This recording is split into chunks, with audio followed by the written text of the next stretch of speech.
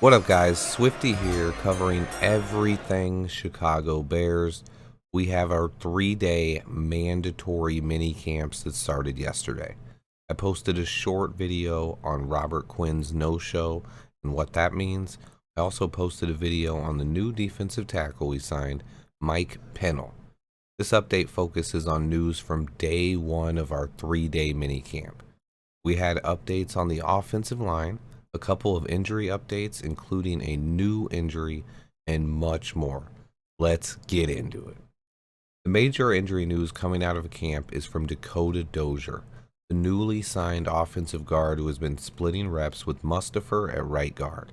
News from camp today is that he suffered a lower leg injury and was carted off the field. Prayers go out for Dakota. I hope he recovers soon. What does this mean for the right guard spot? It means Sam Mustipher is currently the starter, but I expect Zachary Thomas to start competing for the job very soon. This also means there could be a chance that we add another body on the interior if Dozier's injury is serious. We'll have to hold out for more news on that front. Also, we got an update on rookie cornerback Tyler Gordon, who missed last week's voluntary camps but was in the building. We didn't know if it was contract or injury related, but today he was seen not practicing. He was seen riding a stationary bike for most of the practice, and there were reports of him doing work on the side. We have 6 weeks or so until training camp opens up, so Gordon should be just fine by then. No reason to panic there. Also, his long-term health is most important. We want him ready for when the games count. The fact that he is already on an exercise bike means he should be good to go well before training camp, so I take this as good news. We also had more updates on the offensive line. The guys who lined up with the starters today were as follows: left tackle Braxton Jones, left guard Cody Whitehair, center Lucas Patrick, right guard Sam Mustipher, and right tackle Larry Borum. Kevin Jenkins was once again running at right tackle with the second unit. Oh my goodness, I saw so many overreactions today. People think Tevin has been benched, people calling him a bust and saying he needs to be moved to guard. It's so funny. Pads haven't even came on yet.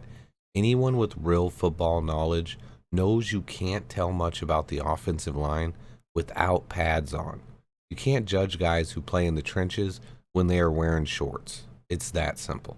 I saw a ton of overreactions about Jenkins getting beat badly on one rep in shorts to an undrafted free agent, Carson Taylor. I'm not going to say these reps don't mean anything on the offensive line, but it's hard to block guys when you aren't going full speed and aren't wearing pads. I am not worried about Tevin Jenkins yet. If he's running with the second team in preseason and getting beat by no-name guys, then it's time to worry. Jenkins also slimmed down a bit this offseason, so he's playing at a new weight that usually takes a little bit of time to get comfortable with. There was also some talk about the struggles of the offense. I may do another video on this soon, but it's just another case of people making big deals out of nothing. We will be running a lot, and our passes will be built off of play action in this scheme. None of that really happens in OTAs. Defense is just setting back playing the pass. The defense should be ahead of the offense at this point. Offense is just getting used to timing. Meanwhile, the defense is an infectious system. It's an opportunistic defense that puts players around the ball. No reason to overthink this at all. But speaking of the offense, Fields and Mooney did speak to the media. They both talked about how much they push each other. Staying late in the weight room, doing extra work on days off. They make each other want to be better. Mooney said his success is my success when talking about Fields. These two are going hard this offseason, and I see a special connection building. I can't wait to see Justin Fields and Darnell Mooney build on their connection over the years. More OTA news coming.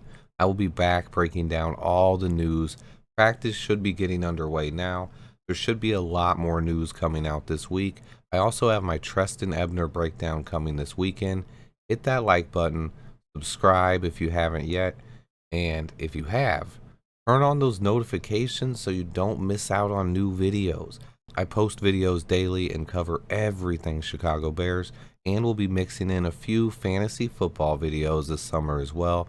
Stay tuned, and until next time, bear down.